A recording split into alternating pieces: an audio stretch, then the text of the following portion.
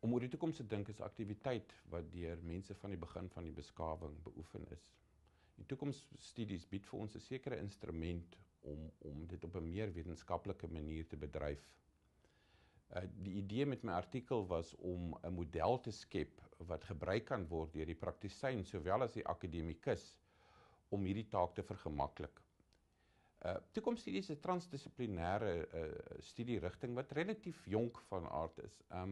Dit het basies na die Tweede Wêreldoorlog tot stand gekom en grondige metodologieë is ontwikkel.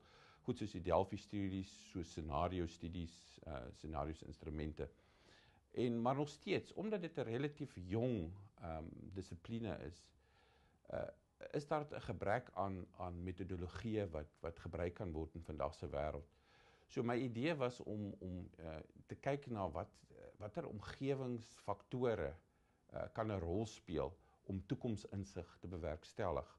Nou toekomsinsig is 'n belangrike konsep in terme van toekomsstudies. Dis nie 'n voorspelling nie, dis basies die geleentheid wat gegee word om krities te kyk na 'n moontlike alternatiewe. Die toekoms is basies een van die elemente wat ons nog nie kon bestuur nie. Ons het 'n verlede, ons het 'n hede waarin ons lewe, maar die toekoms is die enigste element waar ons werklike impak kan hê. En toekomsstudies bly een van daardie instrumente om ons te help om dit te werkstellig. Suid-Afrika het inderdaad 'n voorbeeld van hoe toekomsstudies 'n rol gespeel het in die oorgang in ons land, waar die Montvleur en Old Mutual scenario's gebruik was om besluitnemers op daardie stadium te beïnvloed om die hoër pad na ontwikkeling te kies. So dit is 'n praktiese instrument wat al in die verlede gebruik is. En dit is duidelik dat ek dink daar meer werk gedoen kan word op 'n teoretiese vlak, maar ook op 'n praktiese vlak om hierdie instrumente gebruik om 'n beter Suid-Afrika en 'n beter Afrika daar te stel. Die futurist kan verseker 'n bydrae maak tot die daarstel van 'n beter wêreld. Ek dink juist die futurist se rol is om hierdie korttermyn denke te probeer teenstaan.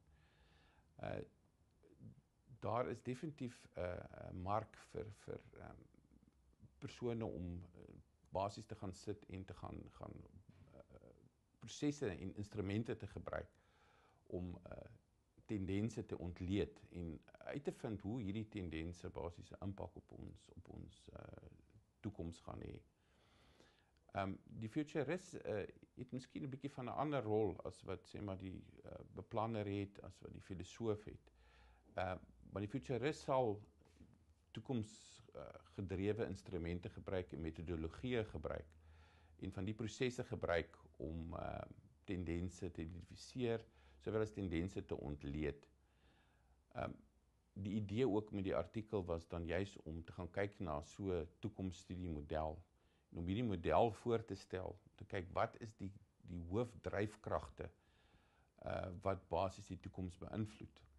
Omgewingsimpakstudie is gedoen en wat basies geïdentifiseer word as die 3 hoofdryfkragte is die voorkoms van netwerke, die dominansie van netwerke in ons samelewing vandag, sowel as dan ook die voorkoms van transformasie, nie net instellings nie, prosesse, groot vlakke van transformasie vind in ons gemeenskap plaas. En dan laastens is dit die rol van tegnologie en tegnologiese innovering. Ek dink ons lewe in 'n samelewing tans waar tegnologiese innovering letterlik die basis geword het van ons bestaan. Hierdie 3 dryfkragte tesame het 'n reuse impak in terme van hoe die toekoms homself gaan manifesteer. En dit is die basiese raamwerk waar rondom denke en scenario beplanning vir die toekoms gedoen kan word.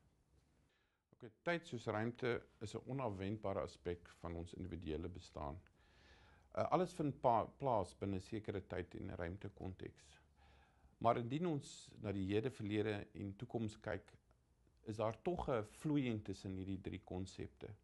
uiteraard die geskiedenis van waar jy kom, sowel as jou hede, beïnvloed hoe jy na die toekoms gaan kyk. So die toekoms is basies oop en 'n impak van die verlede en hede speel 'n rol, maar nog steeds is die enigste aspek van jou bestaan wat jy regtig invloed op kan hê. En ek dink wat veral belangrik is in ons huidige samelewing is dat die korttermyndenke redelik dominant geword het in baie van ons samelewingsoptredes. Waar ons sit met 'n situasie waar mense fokus op die einde van die finansiële jaar, fokus op die volgende verkiesing en fokus op die einde van die week. En nie soveel word gedoen in terme van die meer strategiese langtermyndenke en langtermynbeplanning nie. En ek dink in baie instellings is dit regtig 'n groot probleem.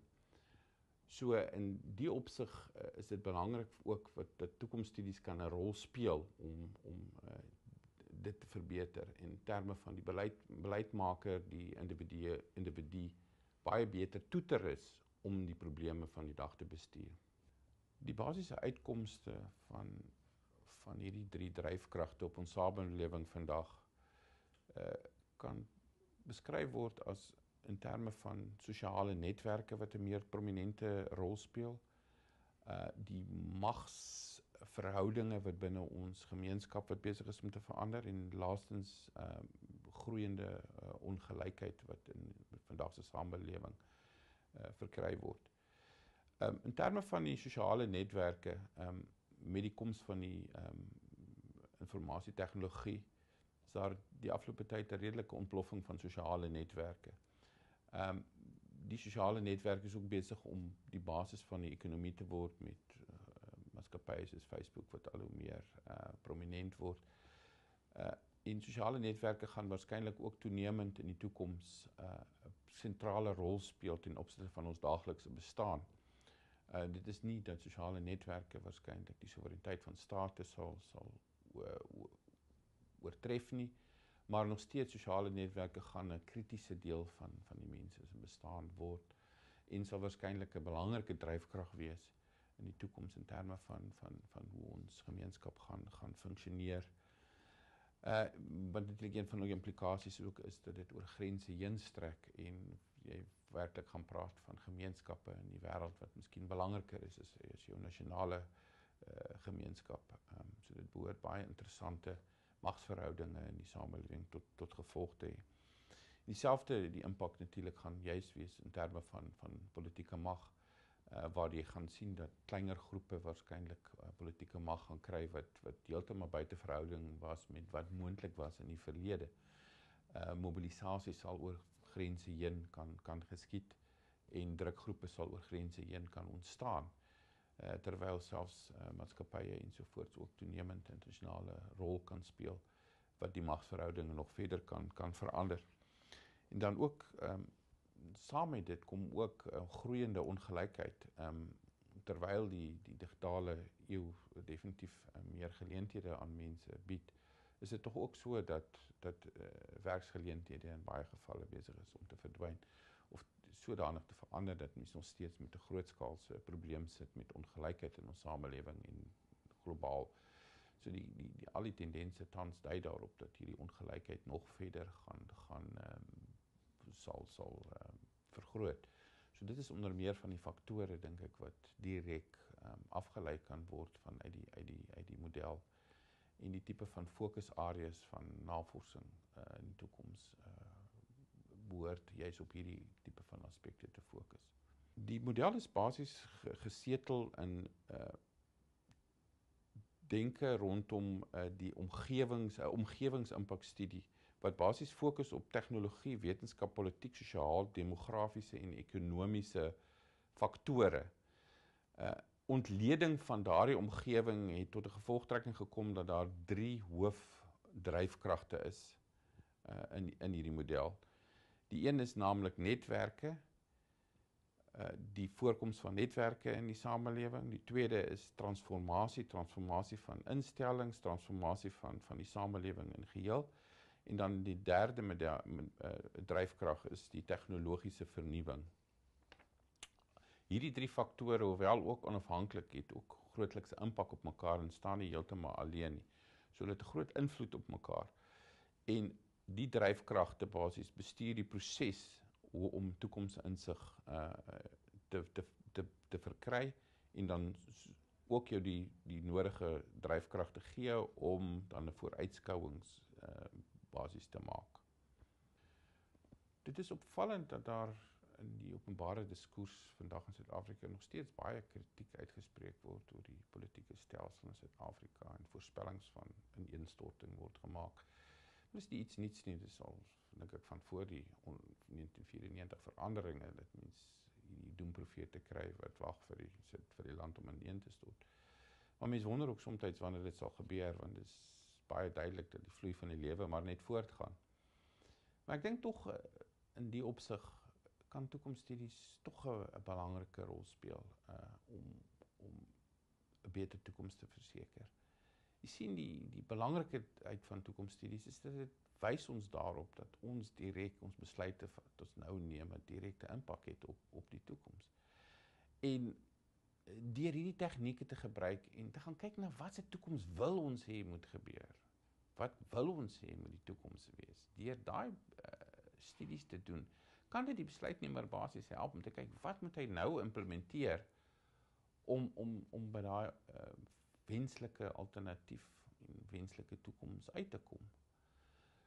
So dit is definitief 'n instrument wat tot ons voordeel kan wees. Ek het reeds daarop gewys dat die huidige bedeling in Suid-Afrika tot 'n mate die toekomsstudies reeds daar 'n rol gespeel met die Montvleer en die scenario's wat mense gewys het, nou, wat is die alternatiewe wat Suid-Afrika in die gesig staar indien ons sou voortgaan met die pad waar ons op ons was. Ek dink dat ons miskien 'n soortgelyke proses juis nou kan volg, is om bietjie te gaan gebruik die tegnieke, gebruik die modelle wat beskikbaar is binne die toekomsstudie dissipline, om te gaan kyk na goeie alternatiewe, om te gaan kyk na hoe kan ons dan basies 'n toekoms skep wat meer volhoubaar is en wat tot ons voordeel is.